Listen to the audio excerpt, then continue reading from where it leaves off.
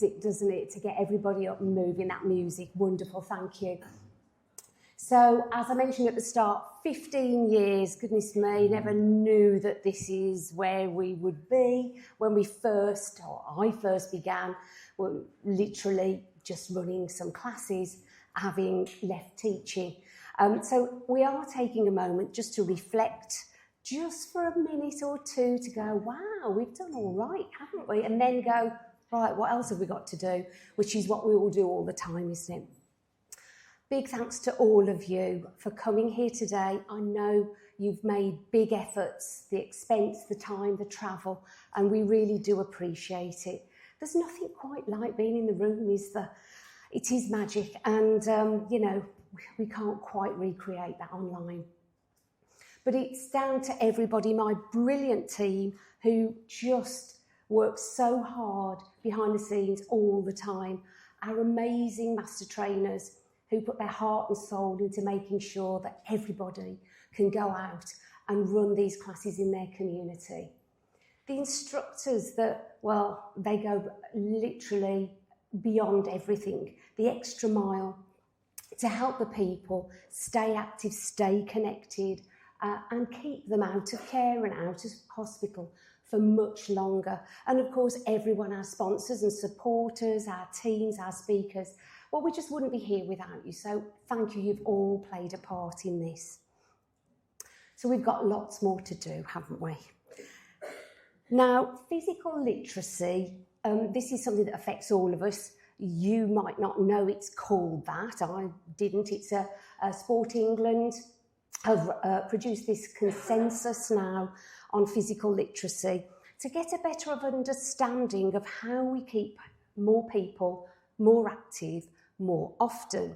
And it really encompasses everything: our knowledge, physical competence, confidence, motivation to be active over the whole of our life course.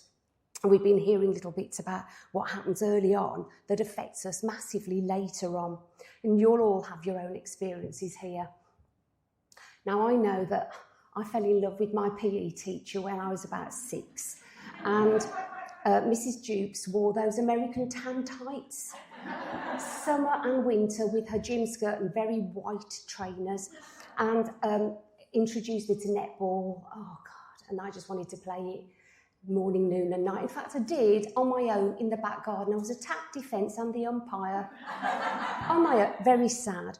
But of course, I was surrounded then in secondary school. My friends loved sport, loved all of that. So it was just normal for us. And we wanted to do every club, and that was fine. Off I went to university, obviously to do PE teaching, because I wanted to be like that teacher, but I don't wear the American tan tights. And you just be active all day, every day, and run around the walls of Chester for fun after you've done major workouts. So when I went to teach PE in a secondary school in Wolverhampton, God, what a shock that was. So everything I'd learnt was out the window. And it was a godsend when we had bad weather, because you hadn't got to go out to play hockey on a field that was just windswept. And thank goodness as well for pop music, Madonna, when she first came out, and aerobics, which, you know, we all wanted the leg warmers. And so that was when there was a key that turned. And seeing those girls in secondary school that wouldn't play hockey, that seemed to have a perpetual period to get out of doing sport, and would actually come to life. And that's been a theme, really, that's helped me find ways to motivate more people. And it is unique. Not everybody loves to dance to music. We were hearing about the chaps that don't want to do the salsa, and that's absolutely fine. But we've got to find a way to motivate more people to get moving. What I find amazing is, when we look at this, is to think that the people that come to our classes in their 60s, 70s, 80s, 90s have probably never exercised since school. Many of them admit they hate exercise. And so for them to walk through the door and participate, they've never lifted weights. What's a resistance band? they're really brave, aren't they, to come through the door. And I think that's where our approach makes all the difference, those soft skills, that empathy, the humour that you have that will help people to make that difference. So Age UK have done a big piece of research, Act Now, Age Better. This isn't going to be any surprise to you. They've been looking at people aged 50 to 65 years in this particular survey. Of course, you know, they're just whippersnappers to us, aren't they? Especially as I'm at that last age group there, goodness me. But 10 million worried about their health, of course. But what I find really interesting here is how many are really just, they think they're doing enough, but they're not. And I know, Janet, many times you said it's only when they wear those trackers, when you're doing research, that you uncover the truth. Or when people fill in the forms, they're doing plenty, but they're probably not. And we did some focus groups, and it was really interesting to speak to people who are coming to the classes. And they are gardening and they're walking the dog, and that's fantastic. Every step counts, every movement counts, it's brilliant. But they're not doing their strength and balance. And that's where we know we can make a massive difference. But they're facing these barriers. Again, very familiar to all of you. This is the Age UK research. This bit at the bottom, remember these were only very young people, 50 to 65. 4% too old, too late to make a difference. This is what we hear all the time. Oh, it's a bit too late for me now. Well, it's not. Or a lot of people are fearful that if they've got a health condition, it's going to make it worse. And it's great when we have research behind us and that Sport England consensus statement saying that for virtually every health condition, exercise or movement is going to be beneficial. So we did our survey with over 1,000 class members responded, and they've told us what are their drivers, what helps them come, why do they come, why do they stay? And it's really interesting, isn't it, about this up at the top, having fun and socialising is really high up. Obviously staying active, do the things they love. But also, I think we sometimes focus in very much on that, the physical side of things, but to have fun in later life is just wonderful. What a gift that we can give people. So this is why they come. And then this is what they've noticed since they've started coming to classes. And actually, having better balance, absolutely important, right up there. Being more active, improved mood. And Deb, you'll be glad to know that 23% are saying they feel less lonely. So that's good. Out of a small sample of those that actually do attend, we can't get everybody to respond, unfortunately. But in the impact report that you've got there, there's lots more details about this, about how we're trying to measure the impact that we are having. So, of course, we've got all of these statistics and this knowledge, but what really matters is when we're looking at the stories behind those numbers. And it's so hard to pick something out, but we've chosen Val's story for this one. Because she says, oh, you know, really never liked exercise, which is brilliant, because if we can persuade the Vals of this world to move more, then we really are onto a winner. So just have a little moment to listen to Val. My name is Val. 2.5 years ago, I had a lot of health problems. I was breathless, my balance was poor, and I was on lots of medication. The doctor put me on a very healthy diet, but also said I've got to do some exercise. Never done exercise, ever, and I've never liked exercise. But what I tried was joining Caroline's movie tour music group, and I absolutely loved it. I never miss a week if I can avoid it. It's a very friendly group. We do loads of exercise, we have a laugh. Caroline's got a great sense of humour, and she provides us with the kind of music that we all know and love. And during that time, the healthy diet and the exercise means I'm 4.5 stone. and I can offer a lot of our medication. You only have to have medication for blood pressure, the reflux, or painful arthritis. And last week, for the very first time, I could do all the balance exercises that Caroline gave us without holding on to anything. I was thrilled to bits. So thanks very much, Caroline, and thanks, Move It or Lose It.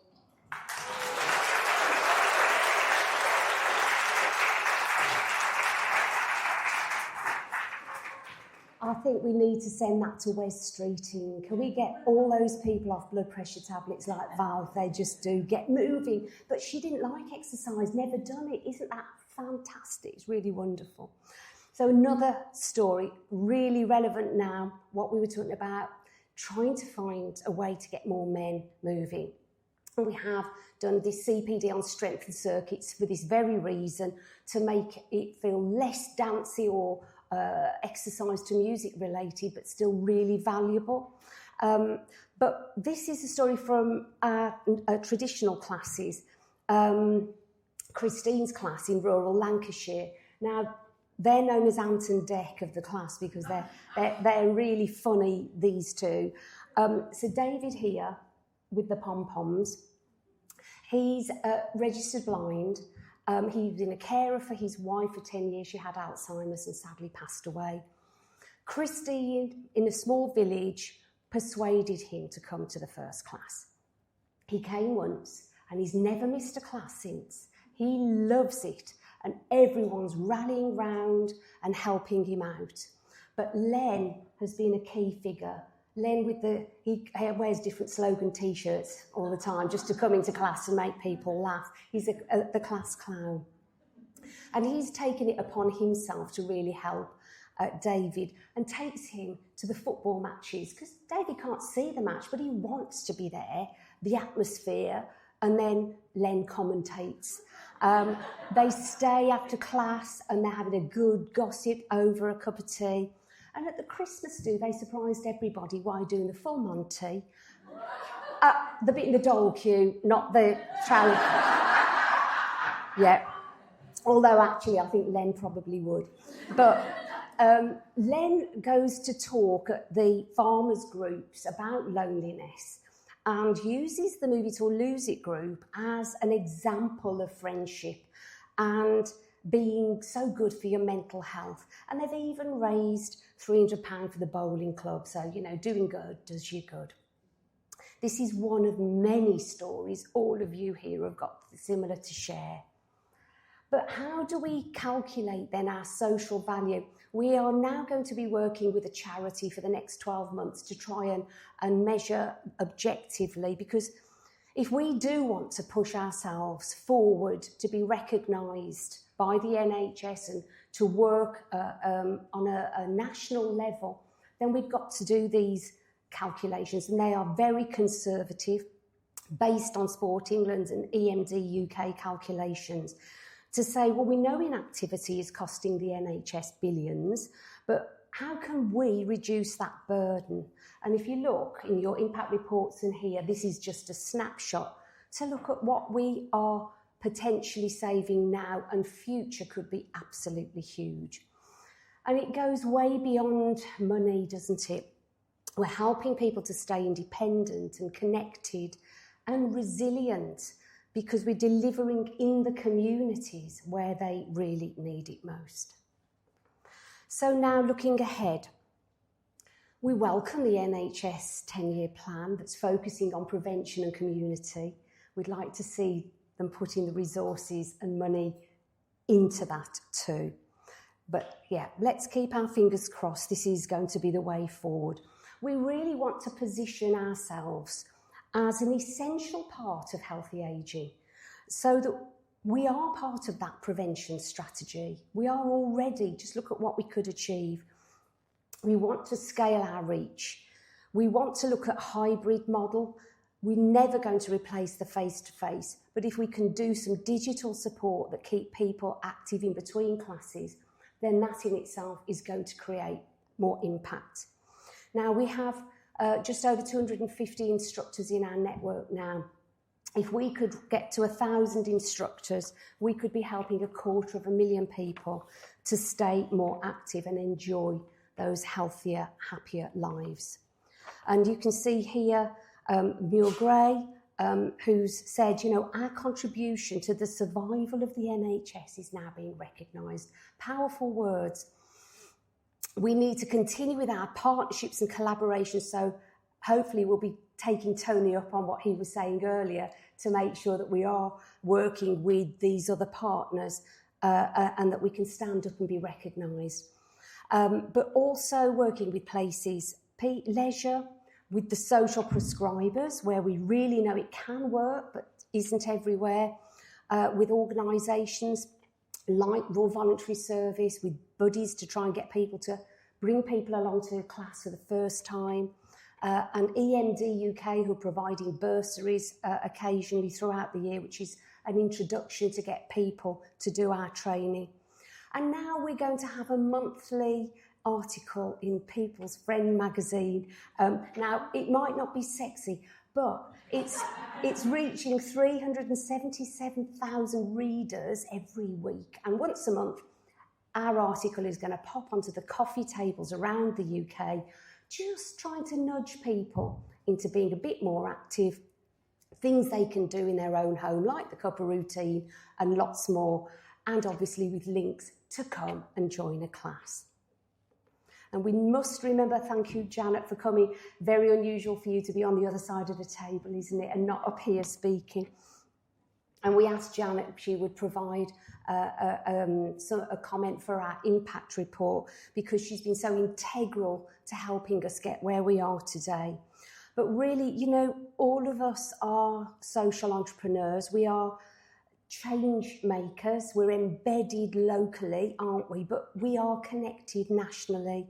And all of us can be a movement motivator. In fact, we're all informal social prescribers.